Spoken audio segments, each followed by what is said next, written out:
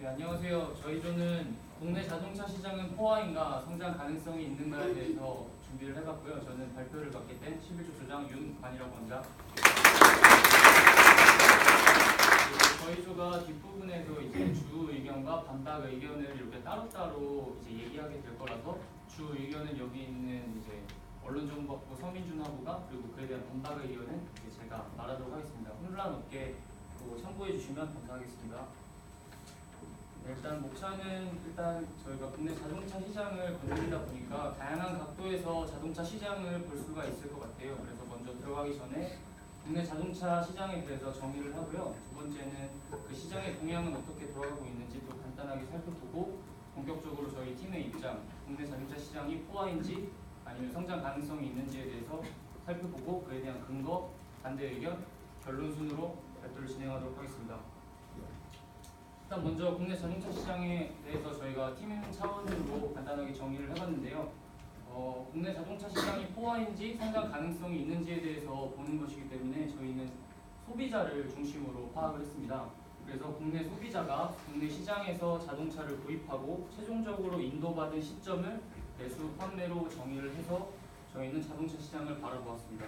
그리고 국내 자동차 업계, 현대, 기아, 르노, 삼성 등 국내 기업과 수입차, 해외 브랜드가 저희 나라에서 판매된 수입차의 판매 실적을 중심으로 국내 자동차 시장을 바라보았고요. 중고차 시장은 논외로 하였습니다. 그래서 이제 기사로 국내 자동차 시장이 어떻게 돌아가고 있는지 간단하게 저희가 조사를 해봤는데요. 일단 기사에서 보시는 바와 같이 다 부정적인 단어를 많이 사용해서 표현을 했어요. 조선 경제신문인데 2016년 11월 7일 기사에 보면 국내 자동차 시장 내년에도 흐림, 판매 180만 대 이하로 이렇게 부정적인 단어를 사용해서 국내 자동차 시장이 둔화되었고, 그리고 포화라는 거를 상징적으로 이렇게 나타내고 있습니다. 그리고 다음 기사에서도 내년에도 국내 자동차 시장 암울, 차 판매 2년 연속 감소라는 헤드라인을 써서 한국일보에서 하루 전인 2016년 11월 6일에 발표를 하였습니다. 추가 자료로는 이제 앞서 국산차와 수입차에 대해서 말을 해서 그거에 대해서 간단하게 잘 해봤는데요. 국산차는 해가 지날수록 12년도 점유율이 현대의 경우 43%에서 16년도 39%에 오르는데 좀 약간 감소하는 추세를 보였고요. 수입차는 반면에 증가하는 추세를 보였습니다. 그리고 기사만으로는 이제 판단하기가 조금 부족하다고 생각해서 저희가 통계 지표로도 조사를 해봤는데요. 통계 지표로 봤을 때는 앞선 기사에선 국내 자동차 시장의 전망을 부정적으로 판단한 데 비해 통계 지표로 볼 때 기사와는 정반대의 수치를 나타냈어요. 밑에 보시면 7년부터 16년까지 각각 매수 시장, 즉 우리나라에서 판매된 자동차 대수를 나타낸 지표인데요. 2007년에 120만 대, 단위는 1000대라서 120만 대, 2016년에는 160만 대가 팔렸기 때문에 앞선 기사와는 조금 반대로 긍정적으로 성장 가능성이 있다는 측면도 보여주었습니다. 그렇다면 앞선 이제 조사된 자료에 따르면 도대체 국내 자동차 시장은 포화일지 아니면 성장 가능성이 있을지 그게 조금 이제 헷갈렸는데 저희 팀의 입장은 결론적으로 포화라고 결론을 내렸습니다. 네, 우리 조는 뒤쪽까지 잘 들리시나요? 네. 우리 조는 앞서 말씀드린 것처럼 포화라는 입장을 가졌습니다. 포화라고 판단을 했습니다. 포화인지 성장 가능성이 있는지에 대한 판단 기준은 첫 번째, 구매 가능성을 가진 실질적 구매 가능자의 수를 놓고 판단했습니다. 단어가 좀 생소하죠? 저희 조에서 임의로 정한 단어인데요. 설명을 드리면 구매 가능성이란 이용 목적, 예를 들어서 출퇴근을 하거나 여행을 가거나 그런 이용 목적 혹은 경제력을 기반으로 한 구매할 수 있는 가능성에 대한 내용이고요. 실질적 구매 가능자라는 건 경제력을 기반으로 해서 이 사람이 실제로 차량을 구매할 수 있는 사람인가에 대한 판단이었습니다. 잘 아시다시피 우리나라는 현재 2180만 대의 차량이 등록되어 있고 그 중에서 1300만 대가 추가로 수요가 가능하다라고 지표로서 예측을 하고 있는데요. 우리는 그 1300만 대의 절반인 650만 대 이상이 새로 등록할 가능성이 없다고 판단을 했습니다. 그 이유는 아래 보시면 이게 15년도에서 16년도 사이의 실업률을 나타내는 지표인데요. 가장 꼭대기에 있는 점이 150만 대입니다. 150만 명입니다. 150만 명이 육박 한때는 150만 명이 육박했었던 청년 실업률, 그리고 우리나라 잘 아시다시피 대중교통이 굉장히 잘 발달되어 있잖아요.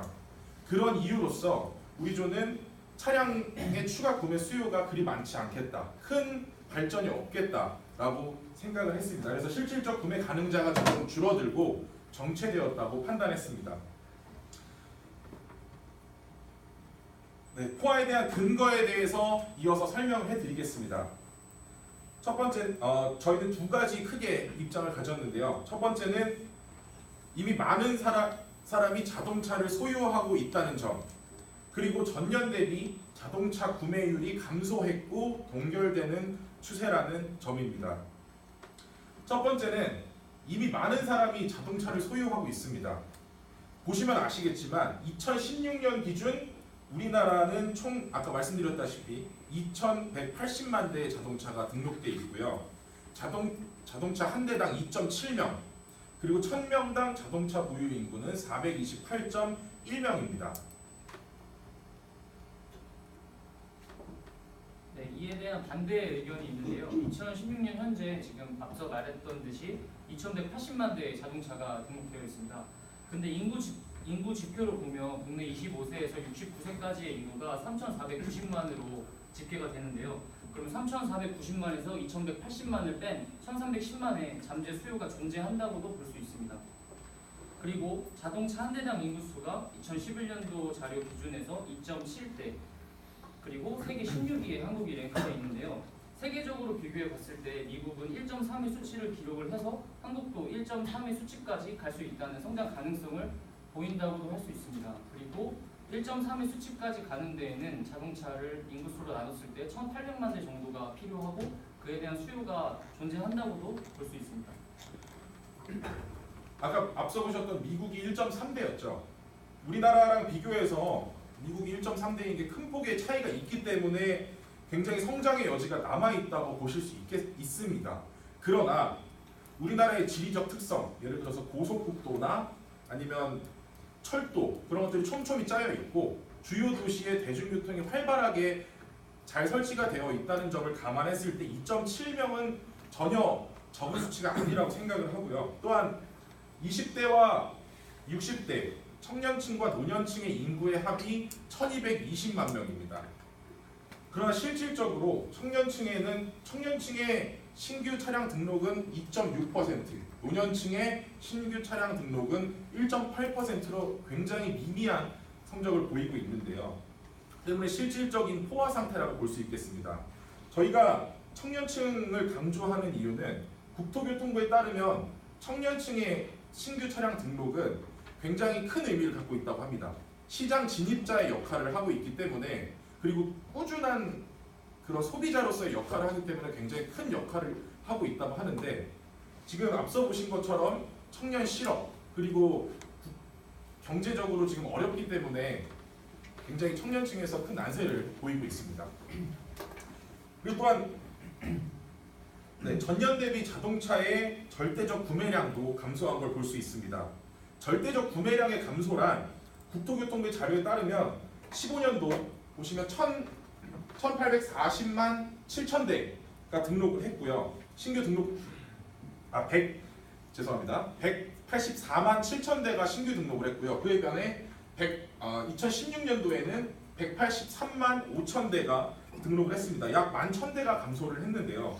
특히 수입차 부문에서는 19,000대의 큰 폭의 감소세를 보였습니다. 네, 이에 대한 반대 의견으로는 매해마다 그래도 100만 대 이상이 판매가 되었고, 더군다나 보시면 2014년부터 16년에는 최근 3년간 판매량이 증가된 걸 볼 수 있는데, 이거는 어떻게 얘기해 줄 수 있죠?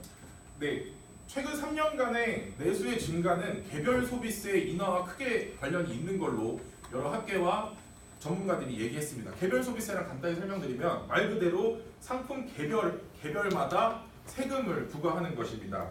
2015년부터 내수 진작과 관련해서 정부는 자동차에 대해서 개별 소비세를 최소 20만 원, 최대 200만 원까지 인하를 해 주었습니다. 그러나 2016년 6월부터 개별 소비세 인하가 폐지됐기 때문에 앞으로 이후에 자동차 판매량은 크게 둔화될 것으로 예견이 됩니다.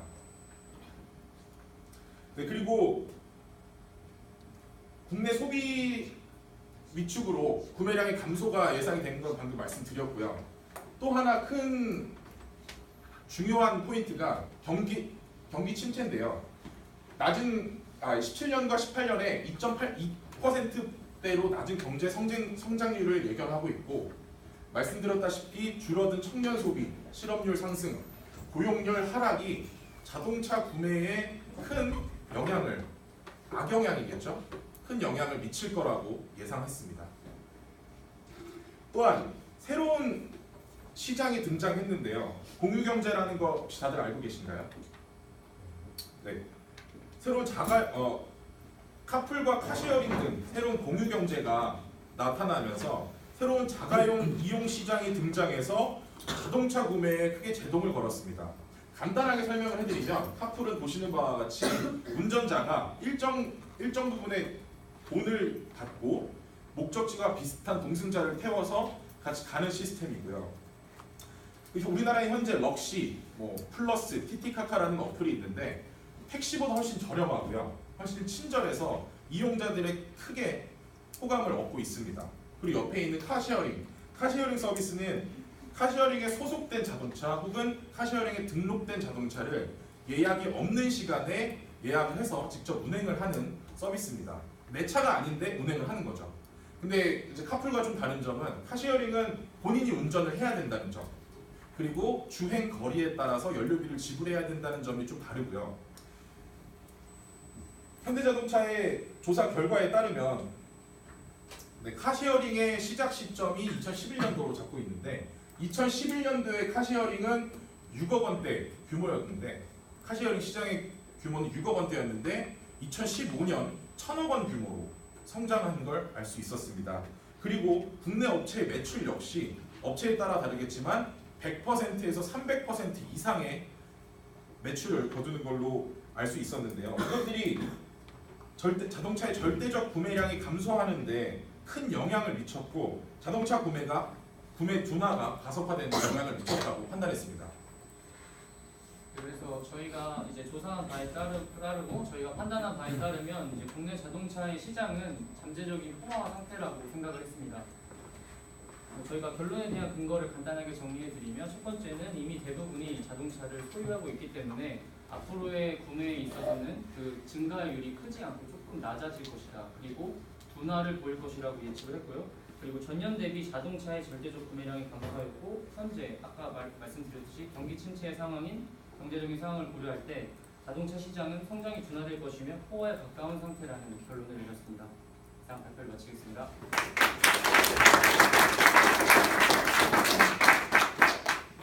자, 질문 답변 시간이니까 궁금한 거 있었던 분들 질문해 주세요. 네, 아까 15년도에서 16년도로 넘어갔을 때 수입차 감소가 있었다고 했는데 그게 이유가 뭔지 아십니까? 가능하면 질문도 좀 큰 목소리로. 2015년부터 2016년 사이에 수입차 구매율이 감소했다고 말씀하셨는데 그 이유가 혹시 뭔지 아시나요? 일단은 저희가 조사한 방향과는 좀, 그러니까 저희가 준비한 발표의 방향과는 조금 다른 내용이어서 답변을 드리기가 좀 조심스러운데, 아무래도 수입차에서 차지하는 부분이 저희가 그 부분도 조사를 했었는데, 그 청년 20대, 30대가 차지하는 비율이 높더라고요. 근데 그 20대, 30대가 사는 그게 경제 침체와 맞물려서 줄어들지 않았나라는 생각이 듭니다. 제 생각에는 그게 근거로 사용되기 좀 부적합한 것 같은 게, 그게 디젤이기 때문에 수입차가 굉장히 감소하고 그건 근거가 좀 부족하다고 생각하고, 그리고 아까 실질 구매자 가능자 기준 그거 말씀하셨는데 실업률로서 그걸 판단을 했잖아요. 근거로. 사실 소득 자체는 지금 꾸준히 늘고 있는데 이 점에 대해서는 어떻게 생각하세요? 저희가 구매 가능성과 구매 가능자를 이 실업률하고 연관지어서 생각한 게 아니고, 실질적인 구매 가능자가 줄어드는 거를 실업률하고 연관지어서 생각한 거거든요. 그게 왜 실업률이, 그러니까 구매 가능자가 왜 실업률이라고 보게 되는, 사실 청년 실업률만 늘어나고 있고 사람들이 나중에 취업을 하게 되고 소득 자체는 계속 늘어나고 있는데 나중에 구입할 수 있잖아요. 저희는 그 20, 30대에서 구매할 수 있는 그 구매 그 계층을 청년층이라고 잡았고 실업률이 높아져가는 추세이기 때문에 청년층이 사기 어렵다고 판단을 해서 실업률하고 연관을 이제 지어서 설명을 드린 거죠.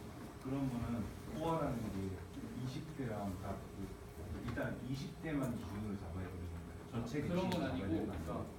그 아까 인구 통계적으로 말씀드렸을 때 20대하고 60대 이상의 인구가 그러니까 지금 자동차 등록 대수가 2,180만 대고 인구 통계적으로 볼 때 25세부터 69세까지를 자동차 그 사는 걸로 가능한 인구라고 쳤을 때 3,500만으로 잡았거든요. 차를 하면 1,400만 정도가 돼요. 근데 그 1,400만의 인구를 이제 실질적으로 이 사람들이 구매가 가능한 거에 대한 그 인구를 20대하고 60대로 비교를 해보죠. 저희 그러면 전체가 아니고 한정 보신 거고. 일단은 그 두 인구수의 합이 아까 1.3명당 한 대를 할수 있는 그래서 성장 가능성도 있는데 우리나라 여건상 인구가 포화 상태고 인기가 잘 갖춰졌으니까 더 낮아지는 않을 거다 이렇게 말씀하셨는데 저희 나라는 이제 미국을 따라가기보다는 일본의 경제 상황이나 문화를 되게 많이 따라가는데 일본 같은 1.7명당 한 대였는데 일본 같은 경우도 거의 이제 잃어버린 10년이 넘어서 잃어버린 20년이라는 세월 동안 경기가 침체돼 있었고 청년 실업률도 저희만큼 어려웠었고 경제도 어려웠었는데 지속적으로 자동차 보급이 되는 걸 보면 우리나라도 일본처럼 1.7대 수준까지는 될 수 있지 않을까요? 그러니까 저희가 판단한 거는 경제는 그 제가 알기로는 사분면에 따라서 일정 시점으로 이렇게 순환된다고 알고 있는데 앞으로 이제 몇 년 동안은 저희가 판단했을 때 그러니까 포화가 완전 빵듯한다, 아예 가능성이 없다 이게 아니라 그러니까 좀 둔화될 것이라는 그게 저희 팀의 입장이거든요. 그래서 일본이 그랬던 것처럼 저희 나라도 이제 좀 그런 비슷한 시기이기 때문에 좀 둔화 곡선을 그리면서 가지 않을까. 그럼 포화가 아니고 성장을 한다는 거 아닌가요? 그러니까 그 감소세가 이제 줄어들면서 포화에 이제 들어갈 거라는 게 지금 큰 생각. 그럼 당장은 성장할 수 있다는 건가요? 뭐 그렇지. 저희는 그럼 약간 둔화되면 되지 않나요? 이거 제가 주제를 낼 때 네. 포화 사실 약간 주제가 어폐가 있어요. 포화라고 하려면 한 대도 더 못 팔아야 포화죠. 예. 근데 그게 아니라는 건 우리 누구나 알고 있는 거고 둔화될 거라는 것도 어떻게 보면 다 예상할 수 있는 건데 이제 그 시점을 언제로 잡았느냐 이런 걸 이제 저는 보려고 이제 주제를 냈던 거고 무슨 말을 하려는 건지는 그래도 알 것 같아요. 약간 용어 때문에 약간 혼동이 있을 수 있는데 혹시 또 다른 질문 있나요? 발표 잘 들었고요. 일단 실업률이나 고용률이나 GDP 같이 거시경제 지표를 인정하신 것 같은데 앞서 질문자도 말씀하셨던 것처럼 일단 이 조회에서 보기에는 성장을 하긴 하지만 대성장을 할 거고 이게 뭐 10년이든 20년이든 특정 시점 이후에는 진짜 포화에 가깝게 그렇게 막 판매자 수가 획기적으로 지금 증가되지 않을 거라는 거잖아요. 근데 저는 약간 생각이 틀린 게 뭐 실업률, 고용률, GDP 같은 거는 경제 상황이 좋아지거나 외부적인 요인으로 획기적으로 언젠가는 지금 예상과 다르게 높아질 수 있는 거고 두 번째는 뭐 자율주행차라든가 새로운 컨셉의 차가 나오면은 기존에 차가 있던 사람도 차를 바꾸거나 새로운 신규 수요를 창출될 텐데 그렇게 단순히 이 몇 년간의 판매대 수가 증가율이 좀 낮아졌다는 이유만으로 포화 상태가 미래에 될 것이라고 규정을 하는 건 조금 이유가 있지 않나요? 이미 저희가 한 주제 자체가 예측치이기 때문에 저희가 판단할 수 있는 지표가 이미 공개되어 있는 이런 거시경제 자료나 아니면 기사나 이런 걸로밖에 이제 예측을 할 수밖에 없는 거거든요. 말씀해 주셨던 대로 갑작스럽게 경제 상황이 좋아지거나 아니면 뭐 엄청나게 뛰어난 콘셉트가 뭐 저렴하게 공개된다든지 뭐 그런 식으로 뭐 급박한 변동 사항이 발생한다면 저희가 예측한 거랑 다른 상황이 있을 수도 있겠죠. 근데 그거는 말씀해 주셨던 대로 급박하거나 이렇게 좀 예상할 수 없는 범주이기 때문에 저희는 제가 말씀드리는 거는 예상하지 못할 뭐 급박한 변동을 말씀드리는 게 아니라 지금 현재도 자동차 글로벌 기업들이 뭐 자율주행차라든가 뭐 커넥티브카라든가 엄청나게 투자 규모 중이고 엄청나게 미래 전망이 좋다는 건 누구나 다 아는 사실이잖아요. 그래서 그거랑 관련해서는 포화가 아니라 저는 오히려 그 발전 가능성이 많고 화면에 대해서 더 늘어날 수도 있다고 생각을 해서 질문이 기술이 증가하면 하기 때문에 이제 그 성장 가능성이 있다고 예. 네, 앞으로도. 근데 지금 그러니까 기술이 발전하면 할수록 성장 가능성이 있는 그 말씀 자체는 맞는데 지금 지표상으로 이제 본 저희가 조사한 바로는 네, 포화 상태이기 때문에 지금도 기술은 계속 발전해 왔고 그게 계속 발표되고 있는데 지표에서는 이미 포화라고 말하고 있기 때문에 그렇게 말씀드리겠습니다, 지금. 예, 시간이 다 돼서 저도 궁금한 게 좀 있었는데 하나만 여쭤보면 네. 저도 그 혹시 그게 조사됐는지 궁금해서요. 그 신차를 구매하는 사람들의 연령대별 비중이 혹시 나와 있는 게 있는가 해서 네, 그 자료는 있긴 있는데 지금 가져오지는 않은 것 같아요. 20대가 20대가 11%, 사회초년생이 제일 많아요. 네, 11% 정도 있어요. 신차가 네, 신차. 중고차 아니고. 네, 신차가 11%. 근데 그 수치가 8%, 6% 이렇게 줄어들고 있었던 추세라 지금 10 몇 프로요? 재작년인가 11%가 그랬었고 작년인가가 6%인가 7%까지 떨어지고 있어서 청년층이 원래는 신차에서 11%를 차지해서 되게 큰 비중을 차지했는데 가장 큰 건 아니겠네요. 11%면. 네 그럴 것 같아요. 연령별로 이렇게 잘라져 있는 자료여갖고 다 10% 정도였던 걸로. 네. 그게 슬라이드에 있지는 않았죠, 그 자료가. 네. 예. 그게 좀 하나의 좀 키인 것 같은데 그게 좀 없어서.